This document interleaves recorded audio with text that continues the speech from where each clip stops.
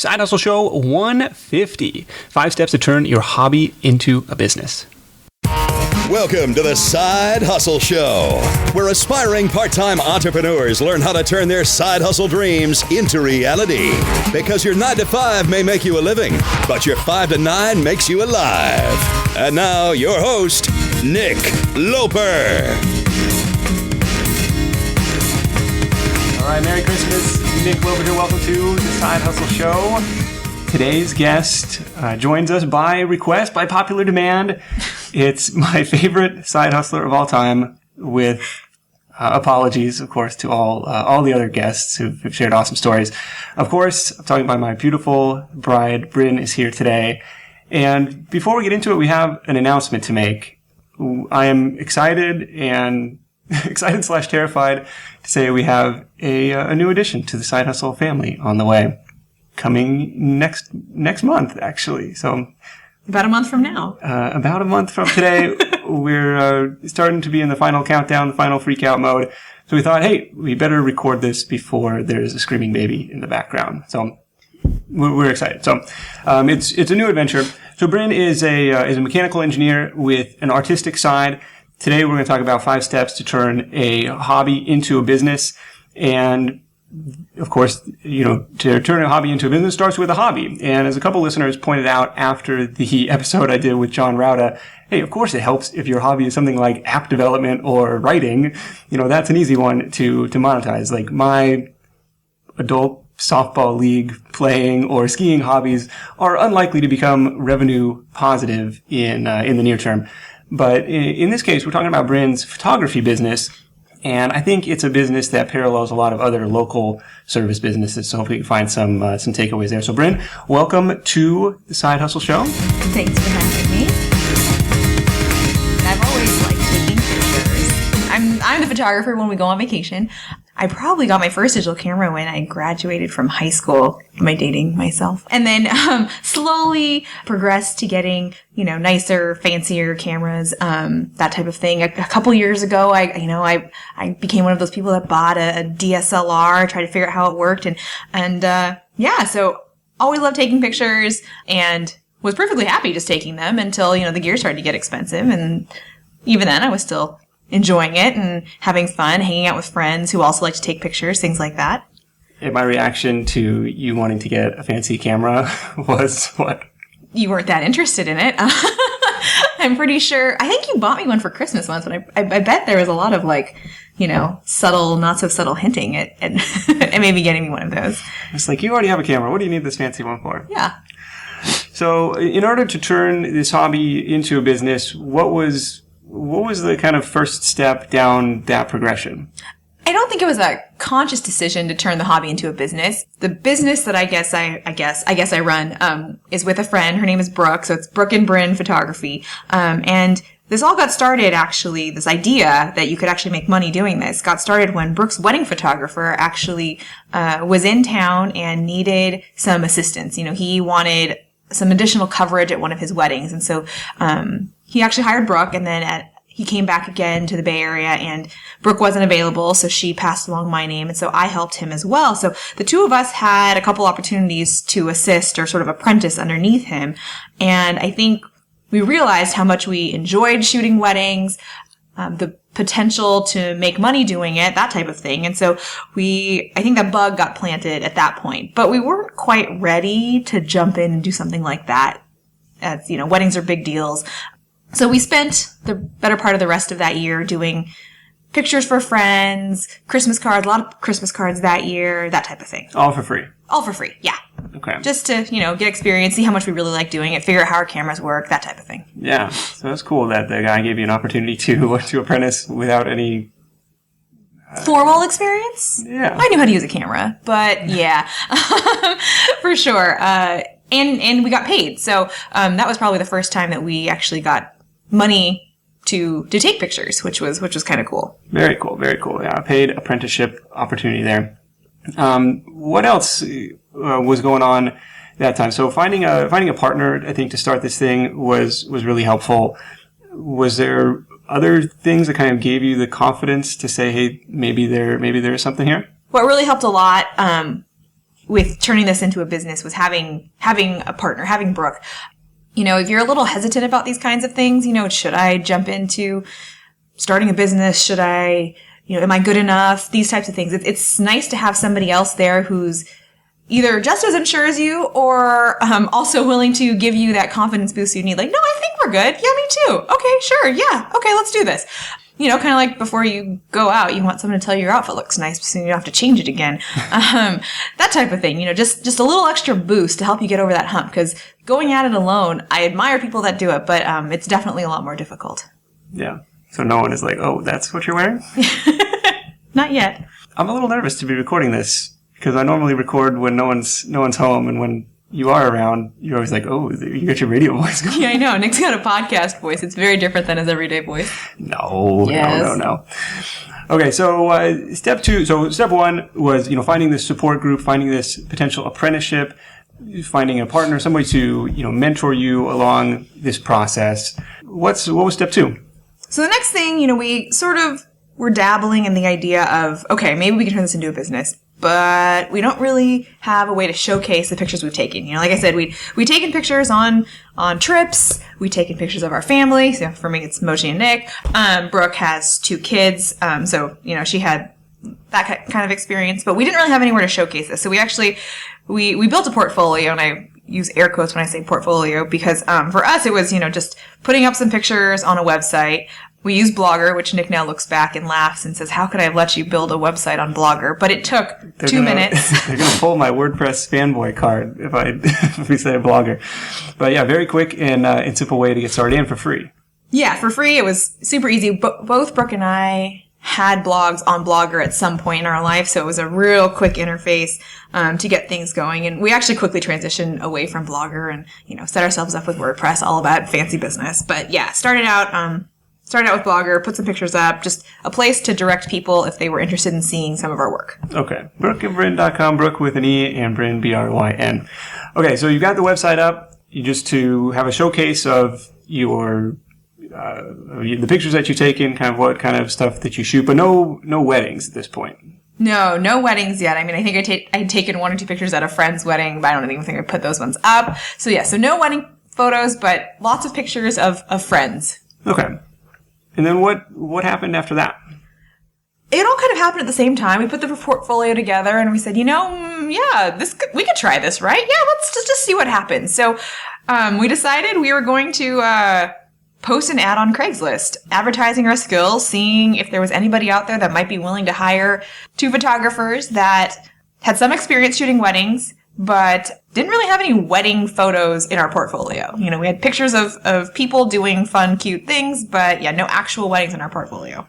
Yeah, I think this is an important distinction to make that, you know, every professional starts out as an amateur. Like, you don't get to, you know, all of a sudden, you know, put your flag in the sand and say, hey, I'm a pro now. Kind of, there's a process to get there. So I like that one a lot. And I was probably like, dude, no one is looking for wedding photographers on Craigslist. Oh my gosh, I did not think anybody was going to be looking for a wedding photographer on Craigslist. But then one of our friends was like, oh yeah, that's totally where I found mine. But yeah, didn't think that was going to be the best place to start. But, you know, people are looking for bargains on Craigslist. And at that point, we were bargain priced. So it actually ended up making a lot of sense after the fact. Yeah, you guys like a half a dozen inquiries in the... Oh my gosh. In the first day, we probably had 5 or 6 people email us about shooting their wedding. It was the hugest confidence boost ever to get that much, to get that kind of response so quickly, for sure. That's awesome. What were you charging? $200. And well, some people had a different reaction. Over the past couple years now that we've been doing this, you know, the price has gone up, and the $200 price tag, there was a lot of skepticism. I mean, rightly so, to some extent. You know, we didn't have a lot of wedding photos, any in our portfolio. We didn't have a lot of wedding experience, and this is a very important day for everybody that's emailing us, and they don't want us to ruin it. You know, what if we didn't show up? What if we were too amateur for this? Yeah. That type of thing. So, lots of questions. Actually, as we raised our price over the course of the year, actually, we ended up doubling our price, I think, by the end of the week. And as we slowly increased our price, the questions they were less skeptical. People were less skeptical of our abilities. Yeah, so that's funny. There's such a thing as pricing too low. Yes, lots of concerns there. So, do you remember your first customer? Were you like stressed out about making sure you had a contract or a business license or anything at that point? Let's see. We had a contract, something pretty low key, telling them what we would be providing for the fee, that type of thing. We weren't as concerned with making sure we had backups of all of the pictures or that type of thing, only because there were two of us. So, you already had an automatic backup.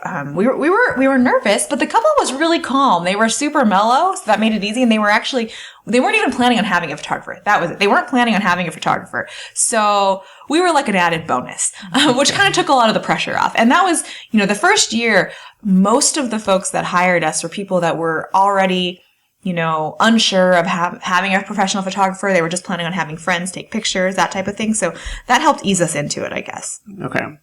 Yeah, but getting that first customer and even getting the inquiries or the responses back to the ad was a very big confidence booster and say, hey, maybe there is something to this. So we had step one, find a partner or a mentor.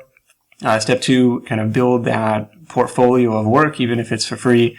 And then step three is, hey, find a paying customer number one. Find somebody willing to pay, even if it's a ridiculously low price for that service. Yeah, I think instead of trying to think about, I want somebody to pay me, thinking about it as just that first step, it's like selling your first thing. It's less about the money at that point and more about, people will actually pay me to do this. And yeah, the confidence boost it gives you is huge. And, had we not gotten any inquiries, had we not gotten hired within the first week or two, I honestly don't know if we would still be doing this. We probably would have said, guess there's no real market out there for us to break into. So, hey, we tried. Okay. Yeah. On to the next thing. There's no demand. I remember, and I have a whole episode on my first, getting my first sale in, 5 or 6 different businesses. And I remember in the shoe business, like I was in a hotel room in Chattanooga, Tennessee, and had just turned on like the very first advertising for this site. And at the end, like I went to work, so I was still side hustling, and came back to the hotel that night and checked, and I had like $24 in sales. Like someone bought some like Rockport shoes through the site. And I was like, oh my God, this might work. This is crazy. So I love all of those first sales stories. I love. Okay. So what was step number 4? We gave ourselves a raise. We soon realized that $200, if we're at the wedding for 8 hours, and then the next, 8 to 16 hours after for each of us for editing and that type of thing, we weren't at a real amazing hourly rate, but that was okay. We were getting our confidence boosts. We were building our portfolio, things like that. But, slowly over the course of the past couple of years, we've been raising our rates, to make it a little bit more lucrative, or we're making it more of a real side hustle. Yeah. That's one thing.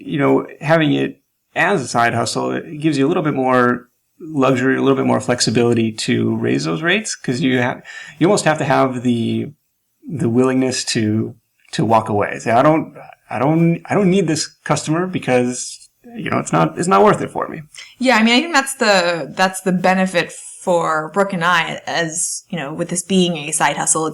It's not a necessity, thankfully, for our main source of income. So it is just fun. And as soon as it's not fun, I imagine we'll stop doing it. But for now it's fun. And that means that, there's a certain amount that we now think we want to make per wedding to make it worth our while, to make, so that we enjoy it. We love going to weddings, honestly. Although I am looking forward to the next wedding I get to go to where we're not taking pictures. I don't know when that'll be, but, I do love going to weddings, and we love dancing with everybody. We're those photographers, and Hey, I wanted to jump in here with a quick note about pricing, because I am 100% guilty of being the person who undervalues their work and their time. And one example that comes to mind is in the painting business that I ran in college. I would underbid work like it was my job, right? I was afraid, and it came from a place of fear. I was afraid of not getting, if I price too high, I'm not going to get hired, I'm not going to get the job. And number 2, I'm not going to have enough work to keep my crew busy, to keep my team busy.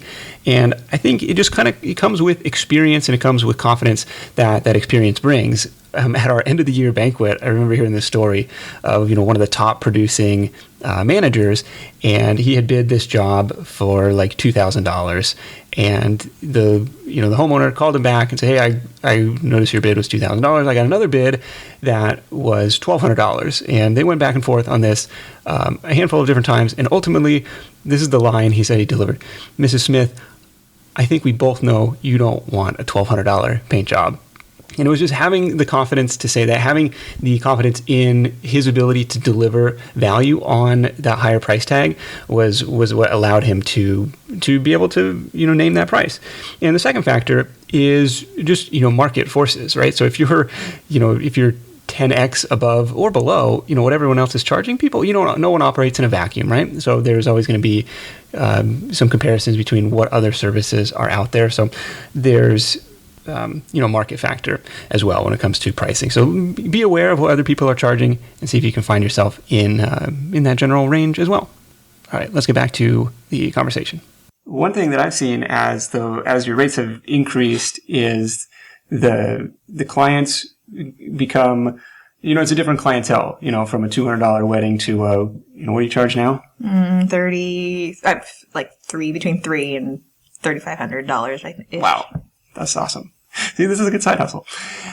So I've seen kind of like, the venues are a little bit nicer, the decor, the surroundings are a little bit nicer, and there's kind of a snowball effect for both for referrals and for that portfolio. It's like you've taken some very nice pictures and some very nice venues, and that kind of snowballs into other clients, or it kind of rolls into any other clients of that caliber. Yeah, totally. I mean, we started out the first or second year and got an initial referral, and that single referral has, I think, brought us another 2 or 3 or 4 more weddings, just word of mouth, that type of thing. And yeah, I mean, as these weddings, we've done some very beautiful, very gorgeous weddings, and it's very easy to make those types of weddings look very nice in pictures, and that, definitely helps. And so it's just slow baby steps, things like that.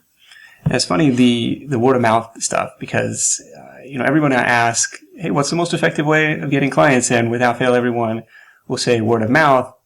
But as a podcast host, I'm trying to pull out like tactics and stuff.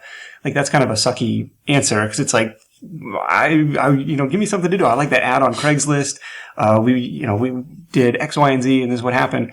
But the funny thing is, it's like, once you put yourself out there, it's the word of mouth, just kind of happens. I found the same thing in the painting business.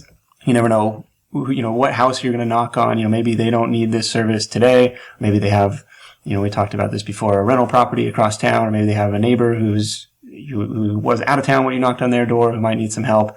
And the word of mouth kind of can accelerate, from there. So point number 4 was give yourself a raise. The world is not going to explode, and just having the confidence to say, hey, if I don't get this gig, that's okay. Yep. What's point number 5 for you? What's step number 5? 5 was invest in yourself and your hustle. So actually, at the end of the first year, we, probably thanks to you telling us we should do some of this stuff, but we decided we should attend a local wedding show, because some of the larger ones over in San Francisco, things like that, can be thousands of dollars. But the local wedding show was $250, which honestly was a really big deal for us. Considering we were charging about $200 for a wedding, $250 was essentially, more than the cost, more than we were making on a single wedding. So yeah, and with equipment expenses, software expenses, like you probably were just about break even by the end of this first year. Yeah, that's about where we were. So yeah, so $250, even split between the two of us. We hemmed and hawed a minute, but we did it, and actually it was great. We probably got 2 or 3 at least more weddings the following year as a result of that initial $250 investment in the wedding show. And we found that doing these local shows, these smaller shows, at a specific venue, have actually really, really paid off for us. We haven't done one of the larger ones, mostly because the smaller ones have actually been working out well for us. But yeah, no, we found that they're, a good middle point between, there's it's a local venue. So the folks that are coming, the couples that are coming, are looking for somebody. It's very specific, and who's worked with that venue potentially before. And it's not the gigantic one where there's thousands and thousands of people and, you know, you don't really get a real personal touch either. Yeah, I really like going to these, going where your customers are. I mean, that's like, I guess, marketing probably 101, but there, on a very early episode of the Side Hustle Show, Emma Perez talked about her like wedding dance, I don't know, like first dance training business that she was running on the side, and say, hey, I had a lot of success going to these venue specific shows because hey, that's where the customers were. That's how we were able to get in front of them.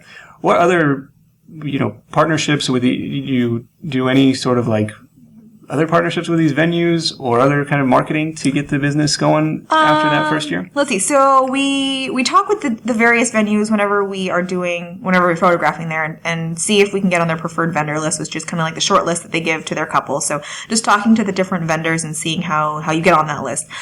We also did all of the different social media type things. So Facebook, Yelp, Google+, tried to do some SEO. We again, converted our blog over to WordPress, that type of thing.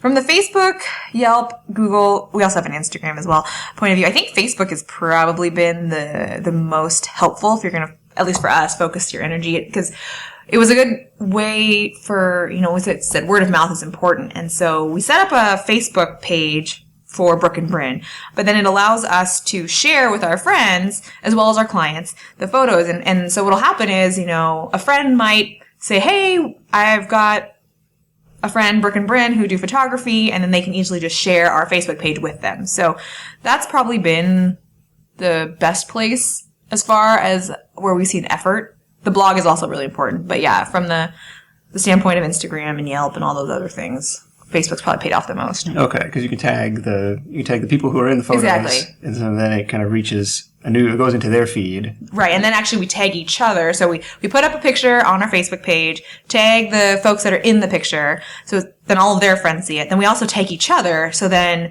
it shows up on our page as well. Okay. Yeah. A little built-in virality there. I like it. What did you do on the SEO front?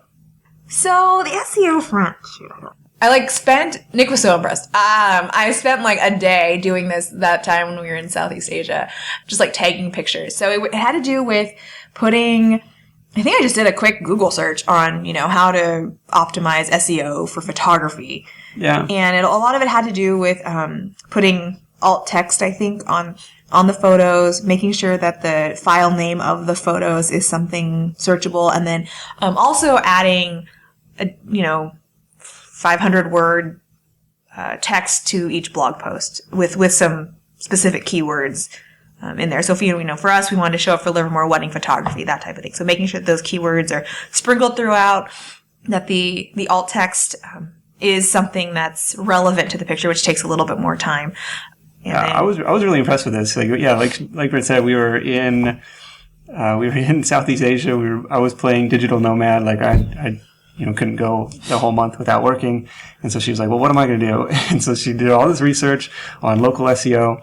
And, by the end of, by the time we got back, like you guys were already on the first page of Google. It was nuts. I should definitely check that and see if we're still there. But, it was, I was surprised at how quickly actually, we were able to get there, to get to the top. Which is kind of cool. So I guess the takeaway there is if you're not in a giant city and you're offering some kind of niche service, it's probably not that hard to get on the first page of Google. And have you seen some inquiries come through the site?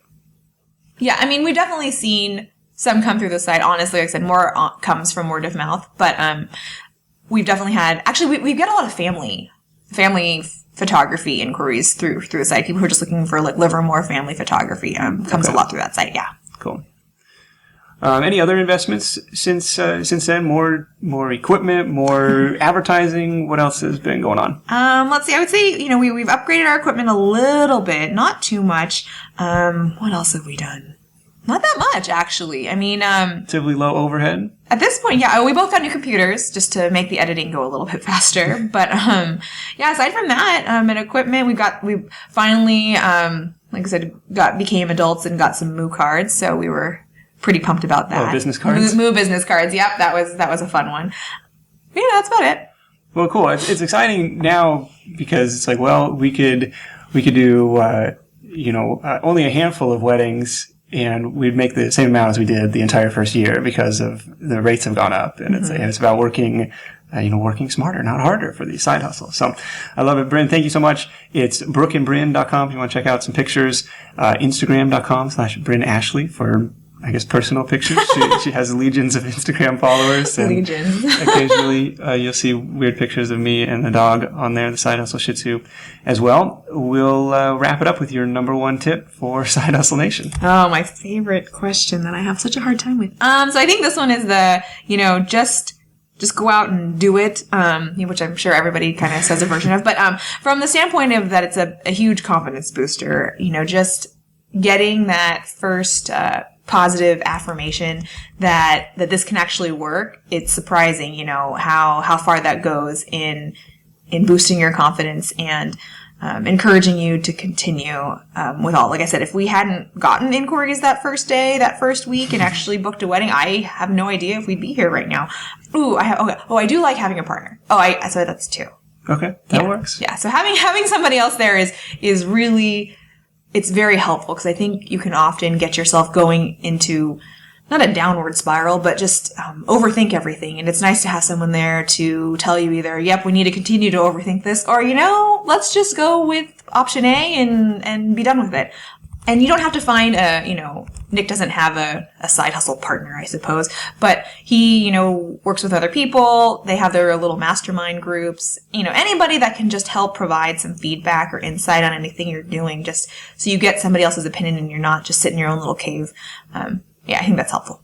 Absolutely. It's been very, very helpful for me. Like I spent the first 5 or 6 years of my entrepreneurial journey trying to go at it completely alone. And you always think the grass is greener from, corporate life where it's like somebody else is always telling you what to do. I want to be my own boss. And then you get there and you're like, well, now what do I do? There's no one there to help prioritize these tasks and projects. So definitely like having someone else to bounce ideas off of. I'm very grateful to have a fellow side hustler in the house to always have some feedback and suggestions as well. Bryn, thank you so much. This is Side Hustle Show number 150. Thank you so much for tuning in. I know Bryn was a little nervous to get behind the mic and a little under the weather as well, so she's definitely a good sport for that. And of course, I'm very proud of the side hustle success that she and Brooke have built, and hopefully found some value in those 5 steps that she shared as well. So it's find a support group, a partner, a mentor, or an apprenticeship related to your hobby, whether or not you want, regardless of whether or not you even think that this could be a business down the road. I think that's a good practice, just to get better at what you like doing. Number 2 was build a portfolio of your work so you can showcase that to potential clients down the road, or just so you have that and you can look back and see what you've done. Number 3 was get a customer, even if it's for a very low rate. Step 4 was raise those rates, step up your game because you are worth it. Number 5 was invest in yourself and in growth and hustle away. Now, despite the nervousness, probably on both of our parts, you probably heard confidence as a common theme throughout the conversation. Now, the way the math on this side hustle works out, it would be very difficult for this photography business to ever become a full-time thing and fully replace her engineering salary, and that's totally okay. But from my vantage point, the biggest payoff of this side hustle has been a change in psyche. Like, hey, I found something outside of work that I enjoy doing and that other people find valuable. It's a creative outlet. I think has improved her happiness. Not that she was an unhappy person before, but I think it's reduced stress. And even though she has more things to do, more responsibility today, both in terms of this side hustle and at her day job, it's helped on all of those fronts. Learning how to run a business and get customers and like doing the whole thing has been awesome. Great experience for that. And on top of that, she's going to be a great mom. I'm going to be on babysitting duty next summer while she and Brooke are off shooting weddings again. So notes and links for this one at sidehustlenation.com/150. Thank you so much for listening. Merry Christmas. Happy holidays. Be good to each other. Let's make something happen. And I'll see you in the next edition of The Side Hustle Show. Hustle on. Thanks for listening to The Side Hustle Show at www.sidehustlenation.com.